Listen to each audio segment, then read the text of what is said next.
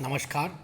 मैं डॉक्टर चंदनमल शर्मा आपको BA part third के सेकंड पेपर भारत के भूगोल में रबर के उत्पादन, वितरण और व्यापार के बारे में बताने जा रहा हूँ। रबर देखिए, ये ब्राज़ील इसकी जन्मस्थली है और यहाँ से रबर के पौधे अमेजन बेसिन में जंगली पौधों के रूप में पाए जाते थे। सर्वप्रथम रबड़ सर्वप्रथम जो रबड़ का पौधा है वो 1826 में एक अंग्रेज द्वारा भारत में ला करके लगाया गया। वर्तमान में भारत में प्राकृतिक रबर के उत्पादन में विश्व में 4.4% रबर उत्पादित किया जाता है। भारत में रबर के पौधे सर्वप्रथम सन 1895 में केरल के पहाड़ी ढालों पर मारिक्विस ऑफ सेलिसबरी द्वारा लगाए गए, लेकिन व्यापारिक दृष्टि से सर्वप्रथम 1902 में रबर के पौधे पेरियार नदी के तट पर थेट्टुकाडु स्थान पर लगाए गए। सन 2015 में भारत के रबड़ उत्पादन में विश्व में थाईलैंड एवं इंडोनेशिया के बाद में तीसरा स्थान हो गया है। भौगोलिक दशाएं। तापमान। रबड़ एक उष्णकटिबंधीय जलवायु का पौधा होने के कारण इसे 25 से 35 डिग्री सेंटीग्रेड तापमान की आवश्यकता होती है। वर्षा। उष्ण आर्द्र जलवायु का पौधा होने के कारण इसकी फसल को वर्ष भर उच्च वर्षा की आवश्यकता रहती है। वर्षा की मात्रा 200 सेंटीमीटर से अधिक होनी चाहिए।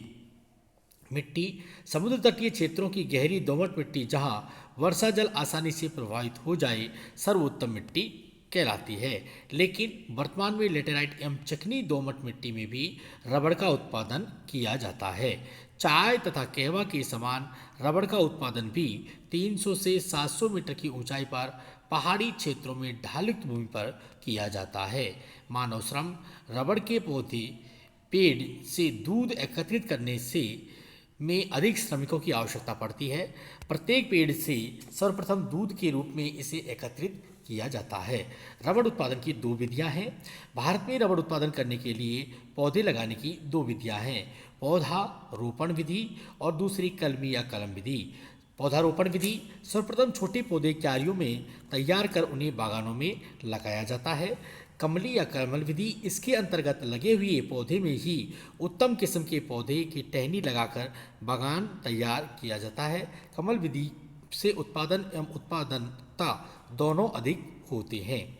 भारत में रबड़ उत्पादन एवं उत्पादक क्षेत्र, जैसे हम बात करें कि 1950 में जो क्षेत्र है वो 58,000 हेक्टेयर था और इसका उत्पादन 14,000 टन हुआ और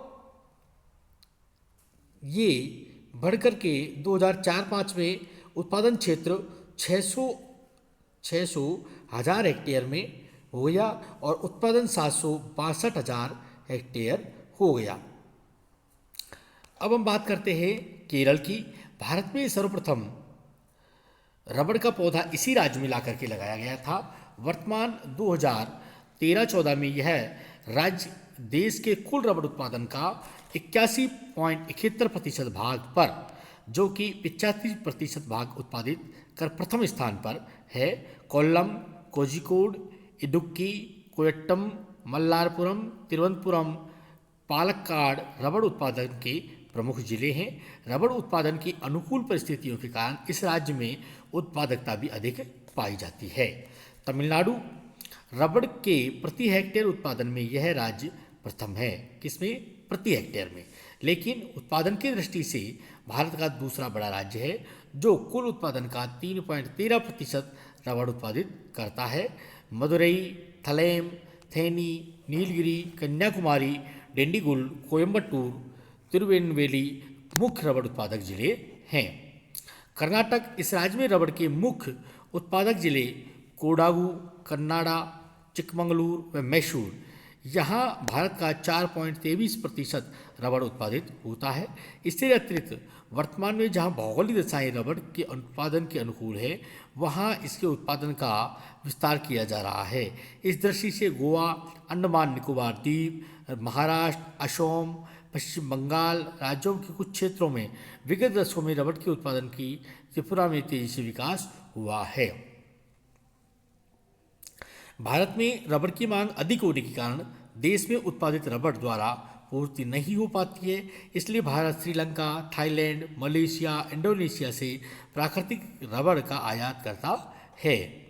भारत अपनी कुल मांग का 97% भाग स्वयं उत्पादित कर लेता है तथा 3% विश्व के अन्य देशों से आयात करता है। राज्यवार रबड़ उत्पादन की उत्पादक क्षेत्र केरल में देखिए आप 5 लाख हेक्टेयर भूमि पर उत्पादन होता था और ये 21.71% भाग है। जबकि हम कर्नाटक में देखें तो 26,000 हेक्टेयर में है जो कि 4.23 है। असम में 15,000 हेक्टेयर पे 2.58%। नागालैंड में 2486 लाख कुल हेक्टेयर है जो कि 0.40% हिस्सा है यहाँ का। और आंध्र प्रदेश में 111 हेक्टेयर पर उत्पादन होता है जो कि 0.02% भाग पर है। भारत में रबड़ के आयात को कम करने के लिए एक 10 वर्षीय रबड़ उत्पादन योजना का क्रियान्वयन किया गया है, जिसके अंतर्गत रबड़ उत्पादन बढ़ाकर इसे आयात का बंद करना मुख्य उद्देश्य रखा गया है। नमस्कार, मैं डॉक्टर चंदनमल शर्मा आज आपको भारत में चावल का उत्पादन एवं वितरण के बारे में बताने जा रहा हूँ।